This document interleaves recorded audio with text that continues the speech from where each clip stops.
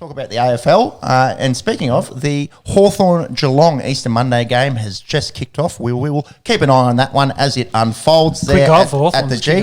Yeah, we've got an interesting juxtaposition. That's a real word. It means contrasting, if you will, polar opposites, putting two words next to each other that have the different meanings, etc., etc. The way that I'm applying it here is the Hawthorn Hawks have this young team that no one kind of expected much out of this year, and they're kind of playing a little bit over what people had expected against this ageing Geelong side, who also are playing quite well. But yeah, definitely a battle of young and old in this one. Looking forward to watching it unfold before us here. It's a good pick out, that one. Thursday night, your Brisbane Lions survived a late scare against Collingwood, coming out 7-point winners, 98-91. Two 200s in this one, one from each side. And both players had sort of played half of their career at another club. I am talking about Lachie Neale and Jeremy Howe. Lachie Neale, he's 28. 200 games in by the age of 28. If he stays injury-free, he should be at 300 by 33. So well on the way to playing a lot of Aussie rules footy. He had 33 in a sausage roll in this one. He's been great for the former Brownlow medalist. And it's good to see him, as a Carlton... Healthy. Well, as a Carlton fan, I talk about Cripps, coming back and looking unreal until he did his hammy last week. Poor fella. Yeah. But Lachie Neale was banged up last year. You could tell that he was playing hurt. He wasn't quite himself. He is starting to look himself again, isn't he? Mm-hmm. Oh, definitely. And they've been good, and that's kind of what they needed. They needed some, go forward through the middle. They needed a bit of extra pace, and they've looked good. Brisbane. They've got a few extra goal scorers as well, which is kind of helped them out. Yeah, I'm liking where they're going. And the main one, Joe Danaher, he kicked 4. He's got an absolute leg, launched a few from outside 50. I think he's kicking pretty straight this year as well. I think he's like 16 goals 5, 16 goals 6, something like that, off the top of the head. I think Charlie's the one that's struggling at the moment. Yeah, Charlie definitely fucked a few of my multis, Charlie Cameron. I put the Cameron multi on this one, actually. I had Cameron Rayner to kick a goal, I had Charlie Cameron to kick 2, and I had Darcy Cameron to kick 2. It didn't come off anyways. Have had a reasonable run. We could start another podcast about Pepsi's near multi-wins. It'll be a long podcast. And even worse than this one, it would have less listeners, I would imagine. A bit of fun out of the tall guys in this one. Mason Cox wearing the goggles looks like some kind of super villain. If you will. A lot of guys saying, maybe this experiment might be over. He just really struggles to clunk marks. Coming from a tall guy that struggles to clunk marks. Take that as you will. Yeah. And Darcy Fort rocking the big fro. A bit of John C. Riley about it. It was interesting. I was watching the game with the wife Thursday night, and she came up with this pearler. She goes, it's weird. Most footy players, they look like jocks, but then there's just a few that really look like nerds sprinkled amongst them. And I said, yeah, they're ruckman, like the one that you're married to. They just really don't have that jock athletic kind of look to them. They just kind of have that, you're in the team because you're tall and uncoordinated kind of. I was going to say, did she ruin you after that? Did you get stuck in you? It was like, no, you shit.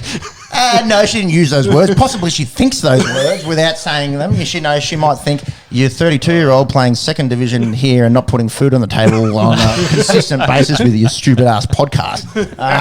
Possibly that goes through her head, but she's never one to articulate those words, no. Speaking of the tall fellas in this, did you see the media during the week getting stuck into Grundy, going after him? Are they paying overs for him? Is he a top 5 ruckman? And I was just like, what the fuck's going on? He's a top 2 ruckman. They lose a game, and then he was quiet. He was quiet in this game. I think he had. I think Oscar had a big game as probably what the big O was not and too bad. He's kind of working his way into that conversation of being in those top 10, top 5 guys. So yeah, that is absolute. To quote the great Luke Beveridge, we like to sip on a few Luke Beverages here on the Esky. Gutter journalism. That's journalism. You go down to the inner city of any big city that has problems with homelessness and poverty, and find that journalism sitting right there in the gutter amongst the heroin needles and cigarette butts and human feces and the rest of it. Yeah, I agree. Going after Grundy like that. Not top 4. In what world do you live in where Brodie Grundy is not a top 5 ruckman?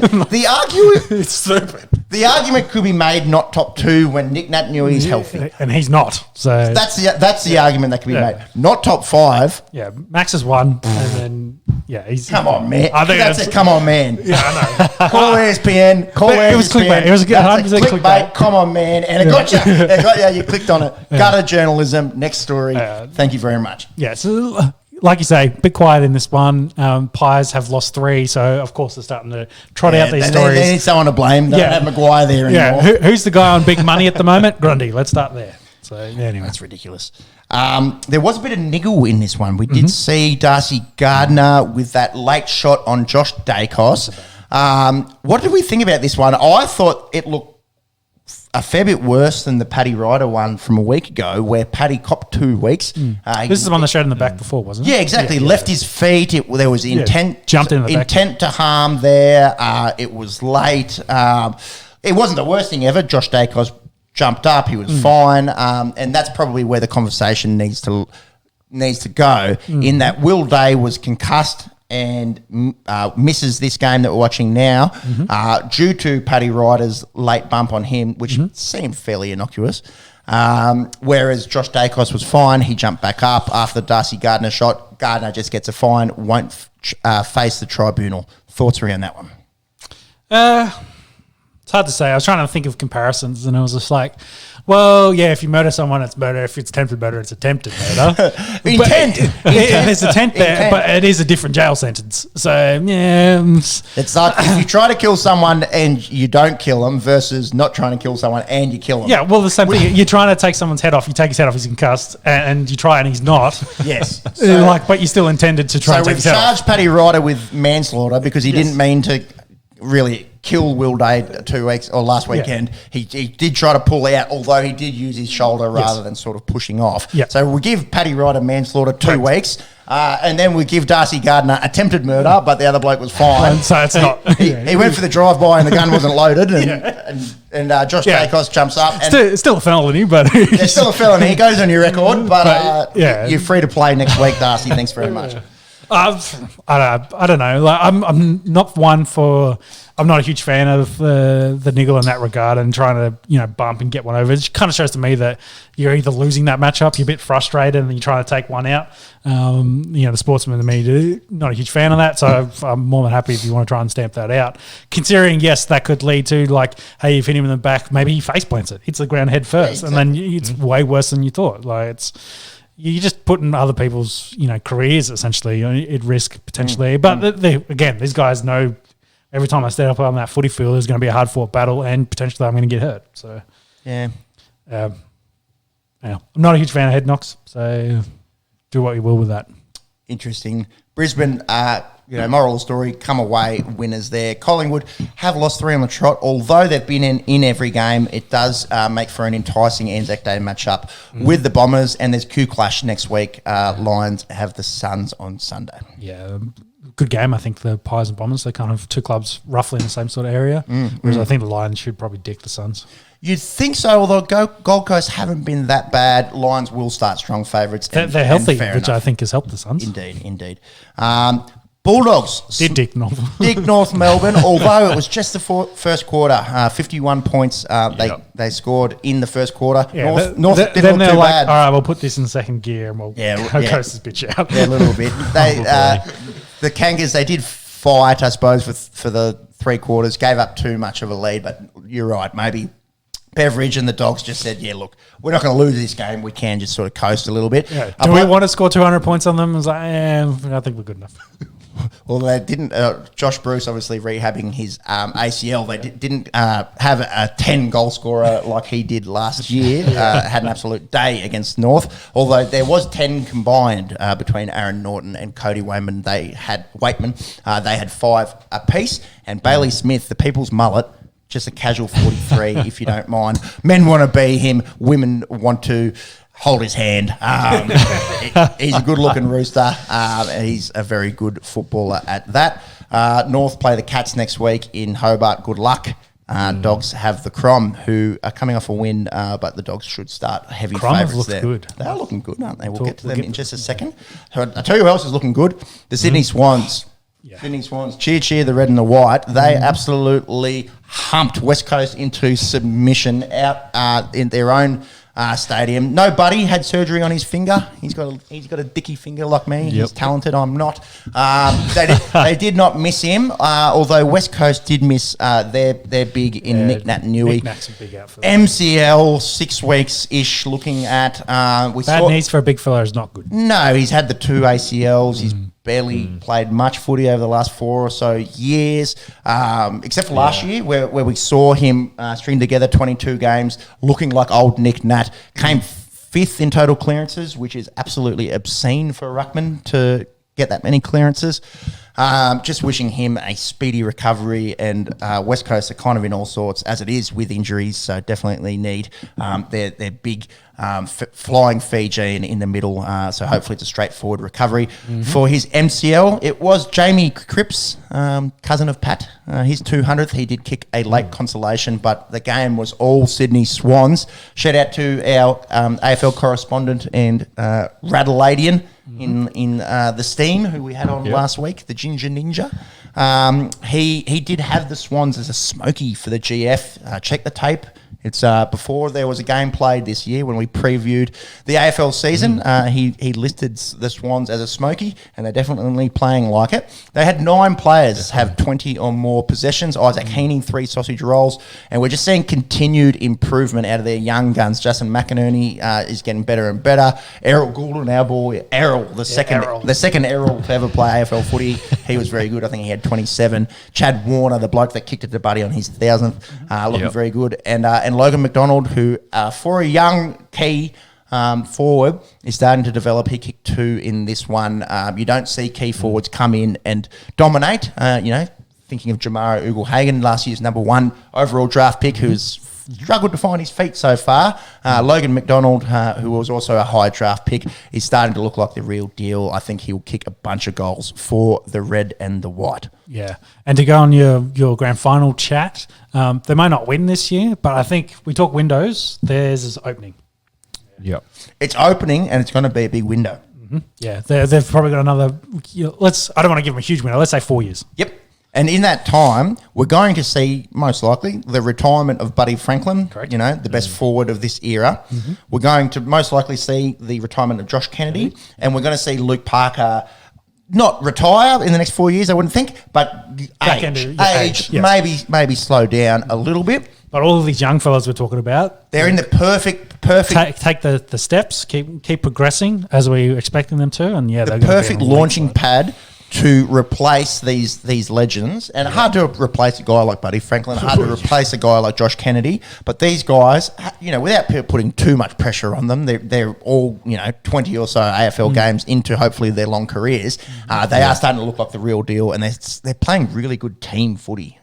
There's no real superstar in that Sydney Swans team, but they're just a bunch of young-ish kids that move the ball around really quickly and look like the real deal this year. Again, maybe I agree.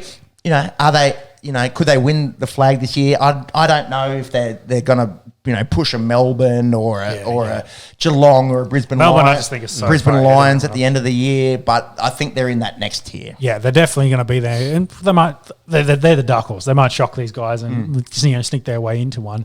But I think your point there on Buddy's probably the face of the biggest superstar there. Who does that transition to? Who's their franchise star going to be going forward? And I think once they kind of got that and identify that, that's what they'll build around as a club. Well, the like for like comparison there is Logan McDonald, picking him as a key forward. We're seeing him kind of develop pretty well. My point is, it doesn't have to be him, because like for Brisbane, it's Lockie Neal. He's their face. So it's just like, who's that guy that everyone's kind of knows is the big talent, the face of the franchise, and then they can kind of build around it. Because I think that's the one thing they'll need once they transition from Buddy to whoever that person is. Yeah, see, I don't know if it's cut and dry. I don't know if they will have one clear cut face of the franchise. I think they'll just be a really strong unit, and all these young guys coming through as they develop. Braden Campbell wouldn't even mention before. I think they'll just be a really good team. Yep. Yeah.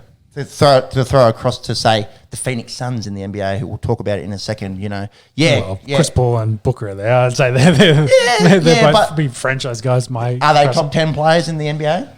Maybe not top 10, but they're definitely. Is DeAndre Ayton a top 10 guy in the NBA? I think that's it. Look, it's a haggard comparison. Yeah, but when I think of the teams that have won recently, like you think of Richmond, you think of Dusty, you think of like Demons last year, it's Petrarca or Max Gawn. Like they've got those guys that interesting. Dusty was definitely the face of Richmond, and no offense to Rewalt and that back six who have been killer for years, but yes, Dusty was the face of the franchise. But then I think that's a harsh comparison with Melbourne, who you have the best ruckman in the league in Max Gawn. You've got Christian Petrarca, But I'm saying they're their faces. And Clayton Oliver. When you think of Demons, you think of those. Well, there's multiple guys that come to mind. I don't think you need to have one specific person. You don't have one guy either. I think it's too much pressure. Yeah. And like we've seen with Richmond this year, with Dusty having a mental health break, when you lose that superstar, who takes over? I guess it's what I'm trying to get at is identity. Like, what's your club's identity going for? And they usually build that around a couple of superstars, as you will. So I'm just interested to see what that looks like going forward. They will have to transition from the old guys to the young guys. I mean, there's definitely going to be a transition in terms of leadership and who's, I guess, that mentoring sort of. And it could be those lack three. Of a better word, grandfathering of a lot of people. Yeah. But yeah. I like it. 2022 identity politics, obviously very big on. That's not what they started with politics. We'll have to break down all Sydney Swans identify as. Albo is the NRL currently with the way he's stuffing up constantly. But anyway, that's politics. We've got an election here in a few weeks, and it's riveting stuff. So bad. Let's move through to the Saturday games. St Kilda, Gold Coast. St Kilda coming away 26-point winners in this one. Jack Steele, good as usual for the Saints. We've seen Rowan Marshall develop really quite nicely there for the Saints.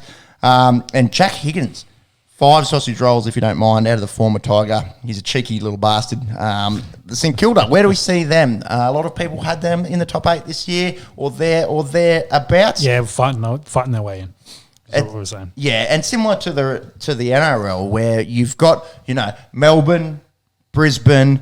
I think you can throw Sydney Swans in there. Fremantle are actually looking really good. But, they're kind of your definites. I won't have Fremantle as a definite, but I will have Melbourne, Brisbane and the Swans. And then you've got this next kind of tier, I suppose, with your Geelongs, with your Carltons. Yep. I think you can chuck St Kilda and Fremantle in there.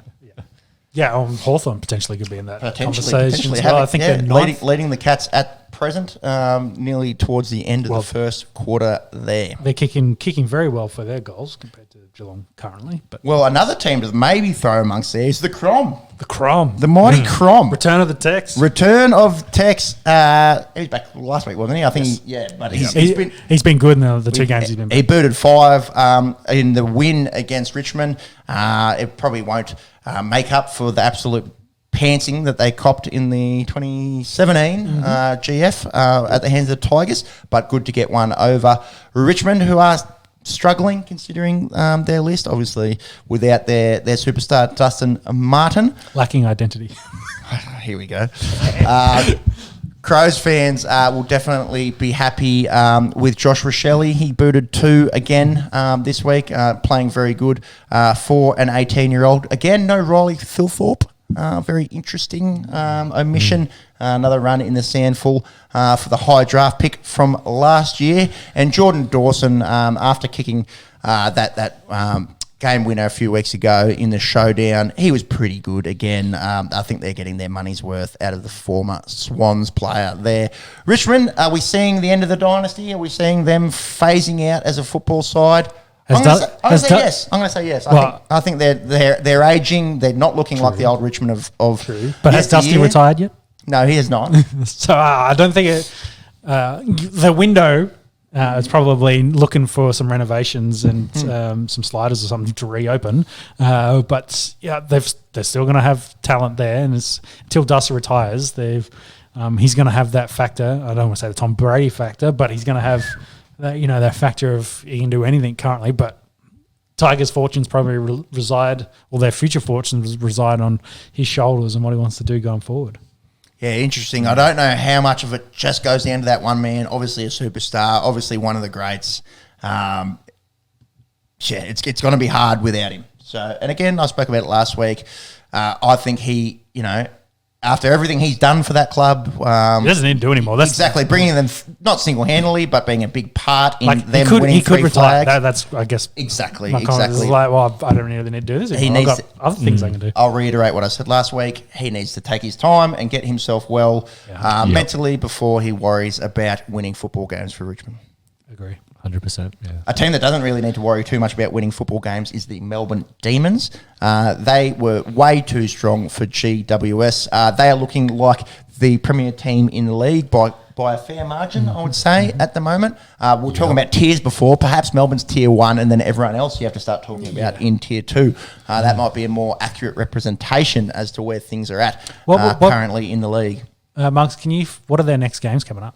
I'll bring that up if I've got them here. Oh, you got the next games? Yep. So they got Richmond. That'll be an interesting matchup. Actually, these next 3 weeks are all interesting. If you wouldn't mind, Monks. Yes, Richmond. Then they go across the Hawthorn, then St Kilda, and then they have the West Coast Eagles. Keep going. After that, keep going. North. Then they go North. Keep going.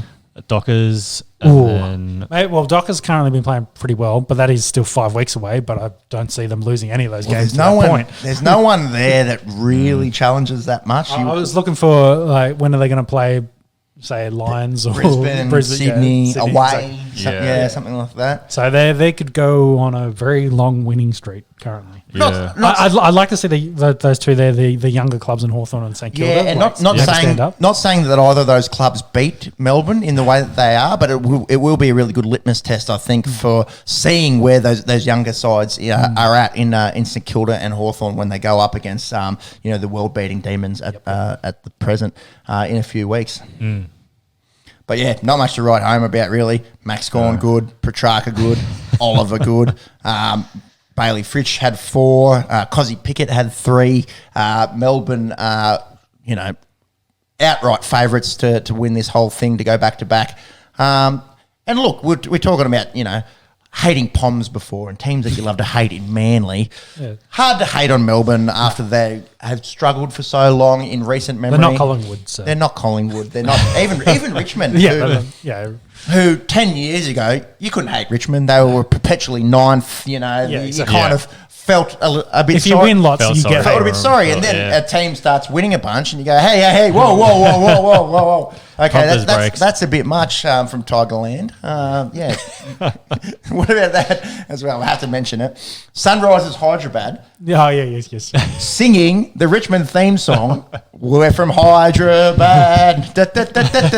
Hyderabad. And the AFL posting it. Who would have brought that into Hyderabad, I wonder? Because Kane Williamson is their skip. Who's playing for them? That would be a Richmond Tigers fan. I don't know. I was There's some any Aussies playing over there? Oh, maybe in the coaching staff. That's probably where it comes from. Oh, is Tom Moody there? Could be. I think, I don't know. He's from out west. Yeah. Maybe they don't want to sing West Coast Eagles at the moment. We're the Eagles. We're fucking high, etc. Finishes off. Sunday, Carlton withstand for the second time this season a massive comeback from Port Adelaide.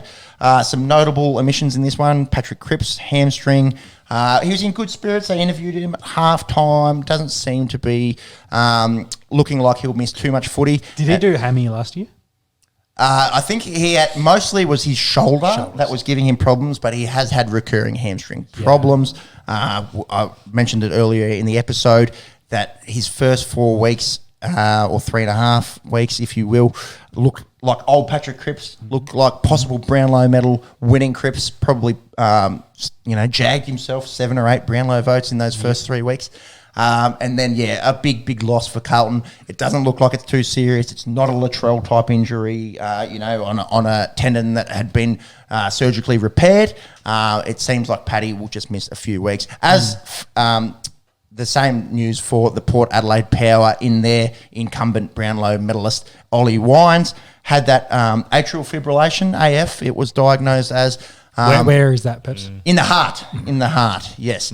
for our less medical aficionados of the Esky, we of course give ourselves honorary doctorates. Me dislocating my finger last week. Dr. Sean on my left here gave me his expert opinion on how to relocate it. Turns out he was actually right.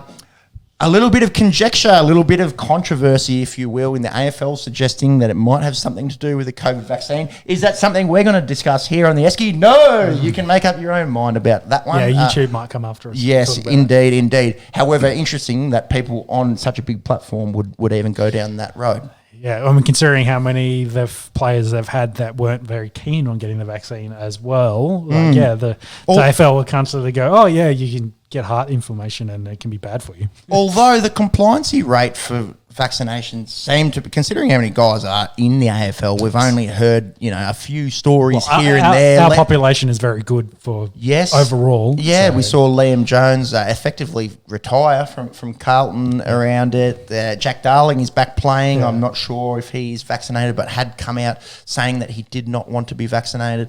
An interesting thing for the AFL Footy Show to bring up, and definitely something that we don't want to discuss in too much depth here, considering we are very early into our podcasting career and don't want to end it right now. Yeah. Let's just put it down to too much pre-workout or something.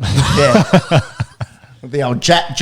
You remember Jack, that old green juice? Yeah, which was basically meth. So. Essentially meth, yeah. My heart never felt great after taking that shit. Let's put it down to Jack. Too many Red Bulls.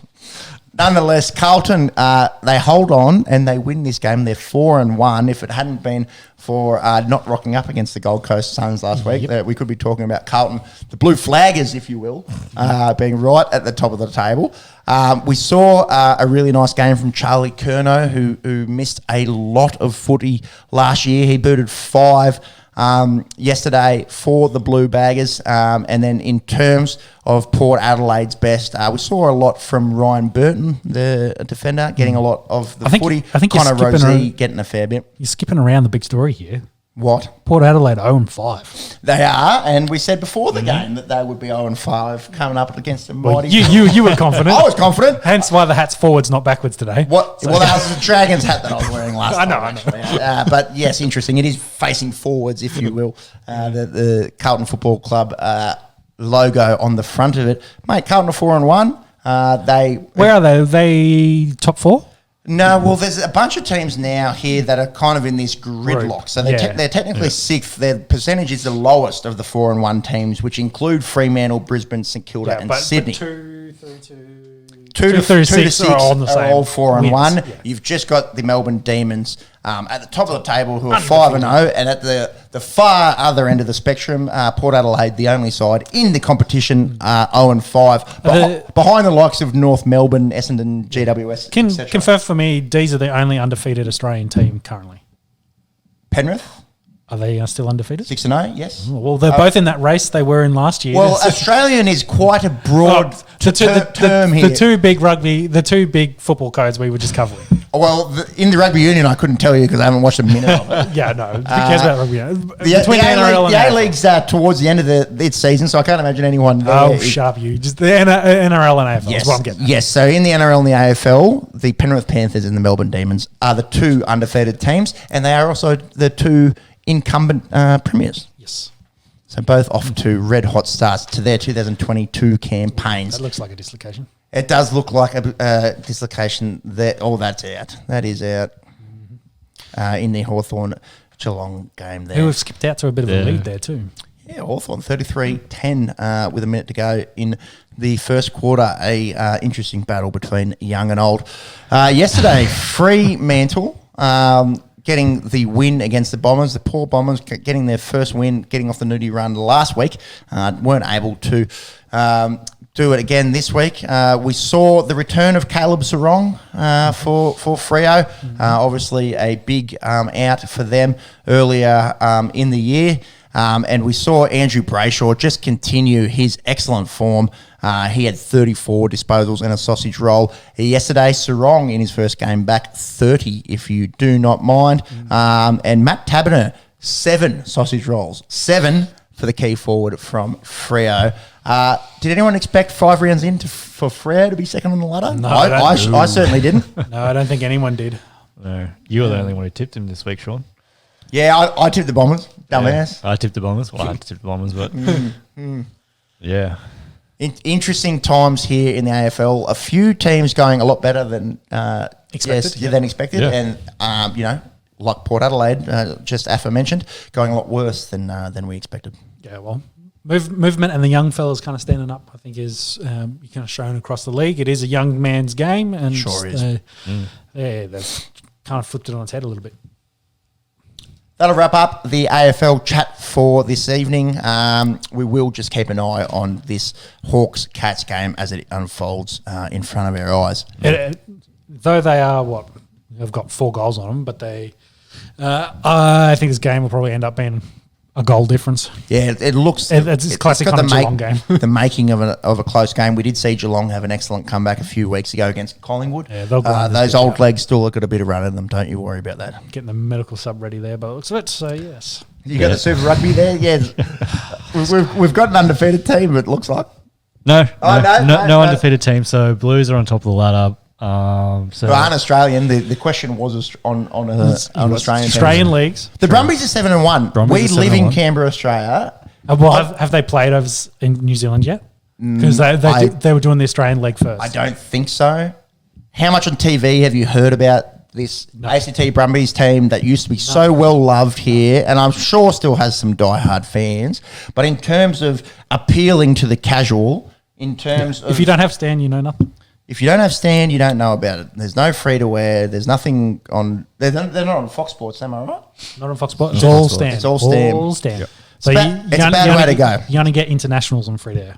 Yeah, right. And like we want to watch Australia get pants by New Zealand constantly. Yeah, still not too beat bad, other but- teams. Yeah. Australia-Argentina's been a good match over the last few Yes. Yep. Did you have an answer? Have they played any games in New Zealand? No, I From believe what they've you- all played in Australia so There you far, go. from what There I you can see. Anyway. Yeah. And in the A-League, Melbourne Checking City all that FC is leading the ladder. They've played 22 games. That was last season. 24 games. That's ongoing. The A-League final's not far away. Oh, okay. Again, another... Oh, true. Yes, it's what I would talk about. Yeah. Sport. Yeah. There you go. 46 points Do with... you want to check the Super Netball to be... No, I'm joking. No. What's going on?